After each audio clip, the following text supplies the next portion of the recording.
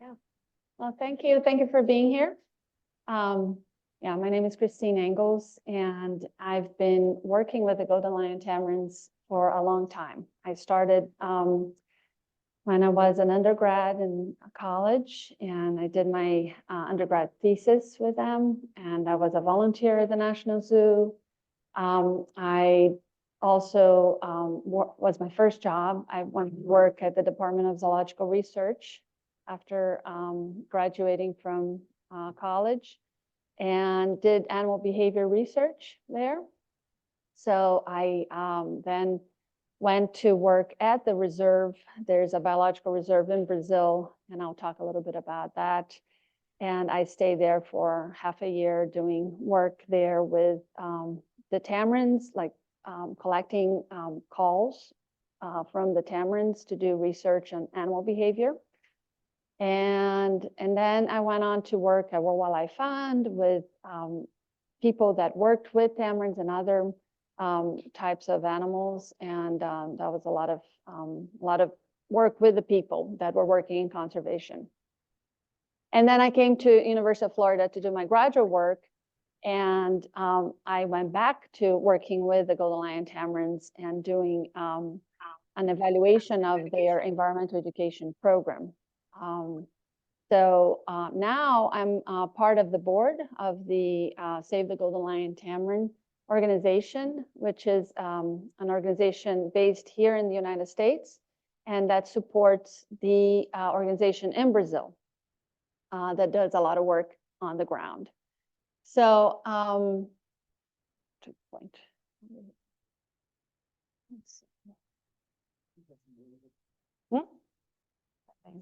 Okay, sorry. There we go. So this is where the Golden Lion Tamarin is. They live in the Atlantic forest of Brazil, which is in this, you can see the little, red circle there. That's the area where the tamarins live. They're very endemic they're endemic from this region. You cannot find them anywhere else in Brazil. So you can see in the map that, the Atlantic forest is where this yellow part is. That was the original part of, that was the original Atlantic forest back in the colonization times. And because most population in Brazil live on the coast, it's now, there's only what's left, it's the green part. So it's one of the forests and one of the most endangered forests in the world. Most people live on the coast, and it's been devastated for timber, for charcoal, and it has gotten a lot of pressure from urbanization. This area where the tamarin lives, it's only 60 miles from the city of Rio, where 6 million people live. But this forest is very important for all this coast of Brazil because people live there. They need water. So the water, it's a source of clean water and climate regulation and soil protection, pollination, food, medicine, and especially drinking water. In this region where the tamarins live, about 2 million people depend on the water that's coming through the Atlantic forest. And the forest is very high in biodiversity and endemism. So which means endemism, it's like the animals that are endemic from this forest. They're only found in this forest. You can find 158 unique species of birds. 18 of Brazil's 77 primate species are there. 92% of amphibians and 52% of tree species happen nowhere else than in the Atlantic forest. Next slide. Okay. So the Golden Lion Tamarin they live in the lowland Atlantic forest. So they like the sort of lowland areas, not the high top of the hills. They live in swampy areas where they can find fruits, plenty of fruits, and plenty of crickets and roaches and amphibians and little, reptiles that they love to eat. You can see one eating the head of a cricket there. That's one of their favorite foods. They live in family groups of 5 to 6, and the male and the female mate for life. The family groups, they can have subadults there, but then when they get into reproductive age, either they will find other mates to create their own families, or the parents will just, push them out, and they're forced to find their families, other families. And the entire family helps to care for the infants. So the subadults will help carry the little babies, and the father helps carrying the babies as well. So the tamarin became a flagship species for the Atlantic forest. It's an animal that a lot of people like to see in the forest. It's a beautiful animal. They sound like little birds when you hear them, and they're fun to watch. So a flagship species is, a species that will help protect and conserve an area. And the Golden Lion Tamarin conservation project started about 30 years ago. So it's one of the first conservation projects that started in Brazil. And so it started because in the 60s and 70s, the estimates for tamarins in the wild were about 200 to 600. And then there was a researcher, a Brazilian researcher, Coimbra Filho was his name, and he sounded the alarm with the government and other organizations, like institutions in Brazil, and they created a biological reserve, the Poço das Antas Biological Reserve, and that is a place where it's totally protected. People cannot go in. They can only go in for research purposes. And so that was where the original wild population of Golden Lion tamarins have been all these years, protected in this area. And then around in the 80s, they started a reintroduction program with zoos from all over the world. A lot of them were from the United States, and some were from Europe and Brazil. So there were about 146 zoo-born animals sent to the wild to increase the population, to see if we could, they had a good population in the zoos. They were able to increase the number of tamarins in the zoos, and then they started to do this program where they would take the animals from the captivity and leave it in the zoo to practice their skills outside, and people would be monitoring them. And I was part of that project. I started when they were doing that. And so I was at the zoo looking at the tamarins and following them and collecting information on their behavior and monitoring if they were able to live a little bit outside.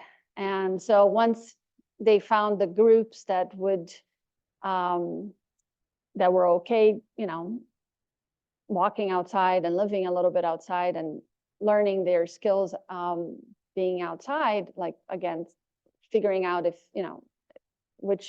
what threats they had and where to find the food and where to go to sleep. Then they would send them to Brazil, and they would reintroduce these tamarins to land around the reserve, not in the reserve itself, but on forests around the reserve where big landowners have forests that they would, it was still private forests, but they would lease to the project to put animals in it. It's not really a lease. It's like they call it a private reserve, a federally private reserve, and the owners are still owning the land, but it's for conservation purposes. And so that became quite successful. There was an engagement of a lot of local landowners. There were several landowners that participated in this project, and about 7,400 acres of forest were protected in that way. And the GLT population started to increase in the wild as well.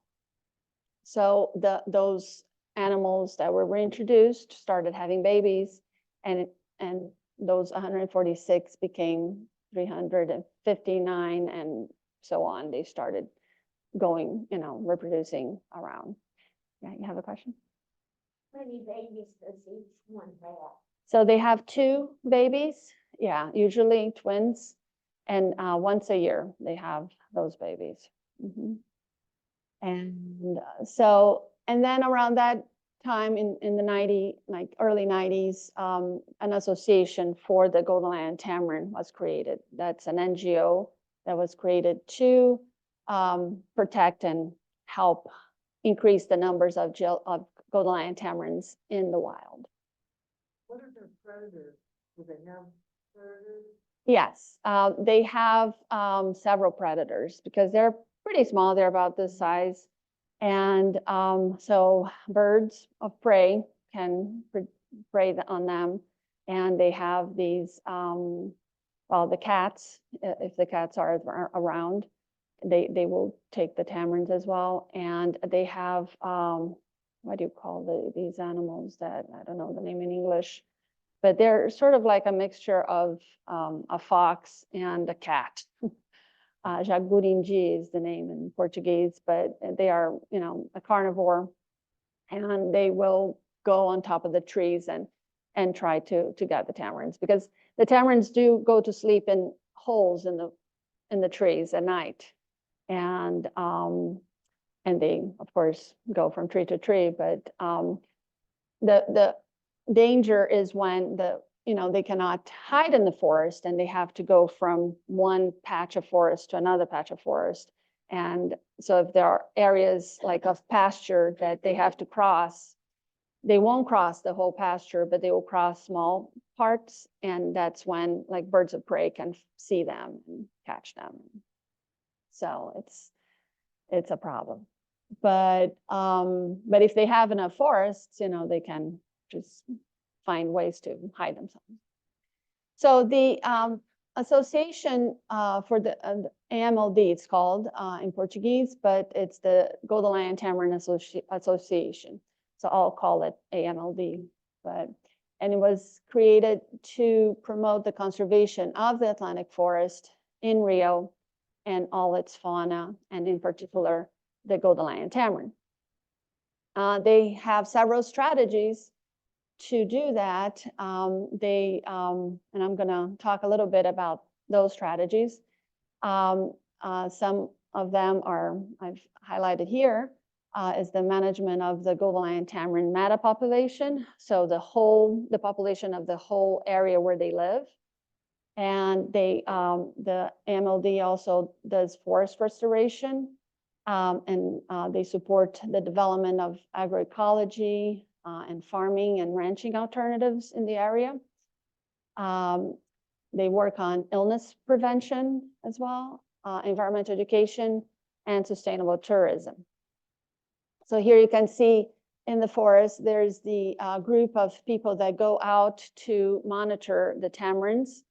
And they've been doing that for 40 years. So there's a lot of data that they've collected about animal behavior and how the tamarins live in the forest, and what are the groups, they know the groups in and out, they know which group is where and who they are, and they're very knowledgeable about them. And then the other picture, you can see people reforesting some areas to connect patches of forests. So back in the 90s, we had a population of about 500 animals that, increased once we did the reintroduction program, it increased from 200, 300 to 500, 600 animals. And then it started increasing in these fragments of forest, the population started increasing. And so up to like 2014 or so, the population got up to about 3,700 animals. And so that was we were all happy, very successful. Like it's increasing, it's great. We have done a lot of good work here, and this is, you can see the blue line is the wild population, the red line is the reintroduction population, and the translocation is when they move animals from islands of forests to a bigger forest where they can meet other animals. So the total population got up pretty quickly there. Okay. What happened? That's quite different. I mean, it's slightly increasing, but then all of a sudden. Right. So why is that? Well, the reintroduction helped a lot with that. And in the meantime, we've been working on connecting forests. And that's one of the key things that it needs, the tamarin needs space. And this is a land where there's and I'm going to get into that now, because this is very fragmented. You can see like there are roads coming through this, this is a road that comes from Rio, and it goes all the way to the top of Brazil. It's our 95, I-95. And they've been, of course, developing the road and making it bigger. So we've been working on creating ways to connect the forests, in between areas there. Because, the question is, how many GLTs, how many golden lion tamarins do we need so that we don't, so that they don't go extinct, right? Because if you have just, in a fragment of forest, like maybe 400 tamarins, if they start going higher than that, and there's no connection to other forests, the population is going to start collapsing at some point. So the key is to connect the forest, right? Because having a large forest that becomes a fragmented forest, then the population can quickly lose the genetic diversity, and it can't adapt for future challenges, and it can become inbred and have reproductive problems and vulnerable to diseases and other bad luck situations like hunting, predation, and fire. So we've been having to deal with all of these challenges throughout the years. And the solution then is, to ensure that the golden lion tamarin can move from one small population to the other smaller population, creating a bigger population, right? And so we're connecting the parks and the reserve and privately owned lands. And the zoos has also the population where that is a safeguard, right? So that if we run into problems, we can use that population to maybe bring them back to reintroduce. But, okay. So they created these computer modeling programs. They use computer modeling programs to come up with how many golden lion tamarins do we need and how large of of a protected area. And the simple way to explain what they, the calculations is that they came up, the result was that they came up with 2,000 golden lion tamarins living in 25,000 hectares of protected and connected forest. Now,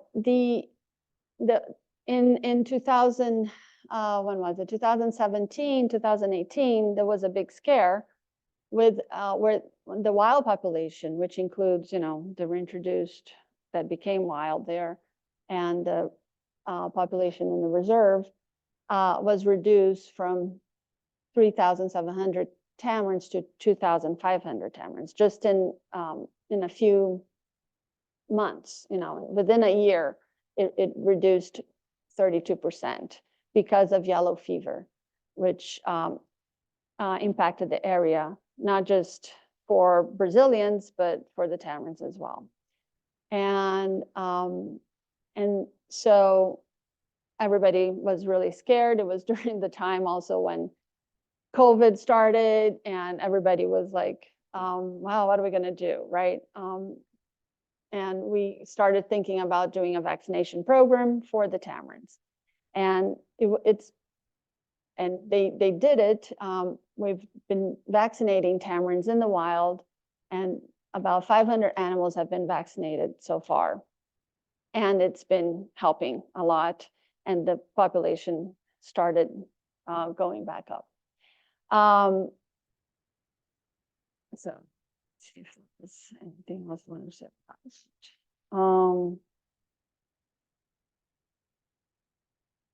Yeah, so let's see. So we did another census in 2022, and it showed that the tamarins actually started going up again to 4,800 animals in the wild, from the 3,600 in 2013. And again, this has been because of vaccination efforts, and also because of the connecting of the forests, because the animals are able to colonize new areas and start reproducing. So all the golden lion tamarin populations are recovering now, and there has been no local extinction in the area. Now you can see here that we've been working hard. The association has been working hard on connecting forests, because this is the area where the tamarin lives, and these are the forests. All these colored patches there are forests in the area, but they a lot of them are disconnected. So we've been working on connecting several of these forests, and that's been the main mission for the association for the past few years. And you can see in each of these fragments how many animals live in each of these fragments. So if you connect these fragments, you have a whole area connected with a population that can live and not be in danger of being extinct. So by planting forest corridors to connect these forest fragments, we increase the landscape connectivity and increase the golden lion tamarin habitat, and we create forest-friendly jobs in the area. This area is one of the poorest areas in the state of Rio de Janeiro. So a lot of people need jobs there. And the association has helped create several nurseries in the area where people plant the seeds and then supply the plants to the reforestation project. And we've been working on trying to get them to supply that to other people as well. And then there is there's a group of people that will that give support to the small landowners and giving them alternatives on agriculture and other types of things they can do that are more sustainable. You have a question? I just wondered if they're like a critical land area for these connections. So, what do you, The width, uh-huh. like it's starting. Oh, yeah. Oh, for the corridor, you mean? Yeah, so yeah, this is one of the corridors that they created there to connect, these little patches. They do have certain measurements that needs to be, they are, that will work better. So they follow these, and they also work on getting only native plants, of course, only native trees, and putting them in different different types of trees that work better together, and also maintaining the trees for several years. They don't just plant the trees and leave it there and see what happens. They go back and monitor and just keep an eye to see if things are working and why they are not. If they're not working, why not? And so on. But they do follow a whole rule, like several different things that they have to do to make it work better. Yeah. Right. Yeah, now there's a project there that they are putting epiphytes on trees to create more, like a better place for animals and fauna to live, right? So to help the forest also grow better and grow stronger and faster, maybe. So it's a whole experiment there, but it's working so far. This would be like, for the US, Uh-huh. it would be, the farmers selling off their lands be subdivision, Right. Is there population pressure and, need for housing and that kind of thing, or is the agriculture so well established that at least that's not gonna happen, and maybe. Yeah, there is danger and there is pressure from urbanization. It's not as bad as here in the United States, where they're creating housing all over the place. But this area, again, it's sort of like a rural area, and they're big landowners, and that used to live with cattle ranching. So there is pressure from tourism right now. A lot of people come there to see the rivers and the waterfalls in the region, and but they are working on, educating the people to, do things in the right way. It's difficult, but and a lot of these forests that are in big landowner areas, they've been sort of protected as a federal protected program that they have, and it's still privately owned, but they cannot change. The coastal Atlantic forest is protected, so there is a lot of regulation with that, so it makes it harder. Yes. Pointed out before, tremendous diversity in this area of plants.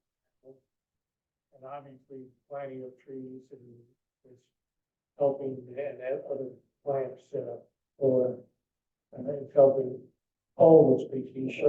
But are you monitoring what's happened to the other species as well as to the golden pine? Yes, there are other groups doing that in the area. There are some universities that are involved with the Tamarin project and are monitoring the sloth, for example, which is endemic to the region. And we have a camera trap project that is monitoring several different types of species coming through in the region, because I don't know if I can show it, this other slide, but I'll show in another slide. We've been working on connecting these areas, and so they put camera traps on certain corridors to see what animals are coming through.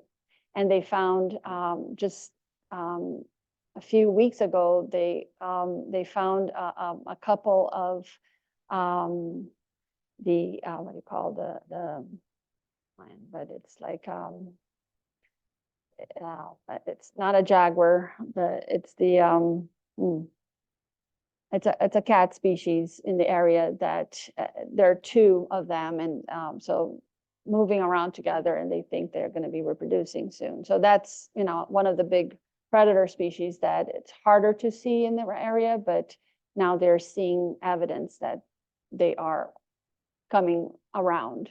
And several other species that are crossing these corridors are being detected in the camera traps. All right, so let's see. Now, this is one of the, an example of one of the areas that was reforested. And you can see how from, you know, 2007 to 2014, this has become a beautiful, you know, and connected forest. And so this type, you know, there is a road there, but it's not a big road. It's like a dirt road. The tamarins and other animals can cross that. So that is considered connected forest. Now, and all right, so now some of our major challenges have been to connect this area here, on the right, where you see the purple fragment there, or not fragment, but the purple area is the reserve, and you see the BR 101, which is the highway coming across that area. So we've been trying to connect the reserve to the other side of the road, basically. And then the other circle is another area that would connect two big groups of two big fragments, and then it will create a bigger population of tamarins. So let's see. Here you can see then the biological reserve on the right, and the other forest, which is in the Igarapé farm, we call the Igarapé farm, and that's an area that has been bought by the association. That's another part of the strategy. We've been buying a lot of land in the area to reforest. So they bought this forest that where the Igarapé farm is, and that whole pasture around there. And the plan is to reforest this whole area, and they've started doing that. So the BR 101 goes right through it there, and they've constructed an overpass, like a vegetated overpass to connect these two areas. And the land on the bottom there is still owned by a big landowner, but he allowed us to create a corridor that would connect the reserve to the overpass to the other part of the forest. So it's complicated because there is the highway. There's also an Exxon gas duct in the region that goes, you know, all the way to the oil area in the coast of Rio, and there's all these connections that have to be reforested, but it's ongoing. And the overpass, I have pictures here. It's already built. You can see there's the trees are planted there, but they still have to grow so that the tamarins can go through. They are not going through yet, but we do see several other animals going through, such as foxes, dogs, and all types of reptiles, birds. And so the animals are, comfortable going across. And the tamarins hopefully will be when the trees grow bigger. It's getting better. It's growing little by little. And they do have several camera traps there, just looking at what species are going through. So, okay. In the new farm area, the Igarapé farm, that's an area that has been bought by the association, and that's where they put their headquarters. So it has become an eco park, and and we are reforesting this area. There are forests there, but then there's a lot of areas that are still pasture, and they're planting as we speak. And as you can see, back in 2018, when they bought the area, and in 2021, the forest is already showing over there. So that's, it's a good result, and it's uplifting, and it gives us hope that things are going to be, it's going to be a big forest there in the future. This is another example of the Igarapé farm, or the Eco Park. I'm going to call it the Eco Park now because that's where it is. That was back in 2019. We reforested that area near the road, and it has grown, and it's becoming more populated with trees, and now it's an area where a lot of people are stopping to see the tamarin as well. This is another part of the Eco Park, which was planted, and again, you can see the reforestation happening. And there's still a lot of work to do. We're still trying to connect several pieces of these fragments of forests.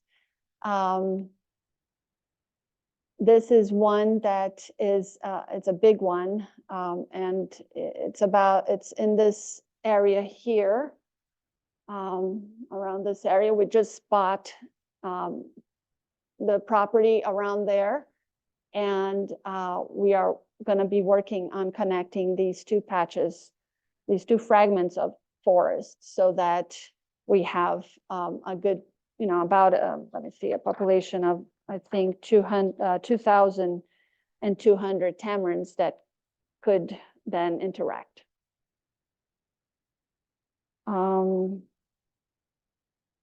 Yeah, so you can see that's where they're being connected there, and you have like about, in one side 1,037, and the other side you have about 1,155. So that will be a good area where they can, live.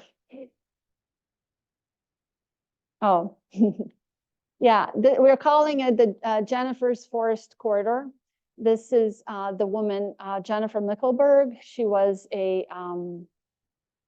conservation biologist at the Atlanta Zoo, and she did a lot of the models for the population models to figure out how many tamarins would be necessary to keep the population from going extinct. And she did a lot of work on that, and unfortunately she died last year. And so we've been, we wanted to give tribute to her, and we're calling this forest corridor Jennifer's Forest Corridor, and we're fundraising for that at the moment. And we have actually raised about $60,000 for this forest corridor, and we need another $70,000. It's not cheap to create these corridors. So, but it would be a great tribute for her and all the work that she's done. So the next steps for the association is to keep securing more protected land for golden lion tamarins and creating more forest corridors to connect the golden lion tamarin habitat.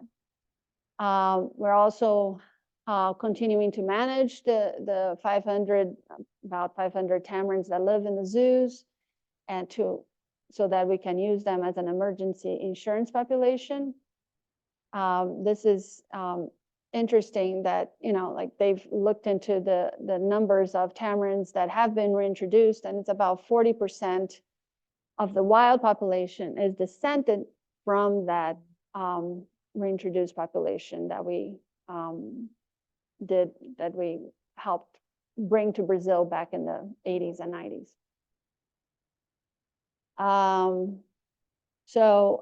Yeah, we can, you know, what can we do? It's like to, you know, still support zoos and aquariums to tell the story and teach their guests about golden lion tamarin conservation.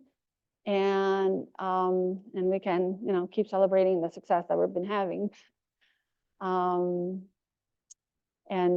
we're working on, you know, again, keeping or creating these 25,000 hectares of suitable forests so that 2,000 tamarins can live and not go extinct and not be managed forever, because we're still having to manage the population. And we have a lot of good people working on the ground to get this to work. So now, you guys, if you want more information about this organization, you can go to Save the Golden Lion Tamarin. We have an annual Golden Lion Tamarin Day on August 2nd. And when we celebrate golden lion tamarins at zoos and other places. And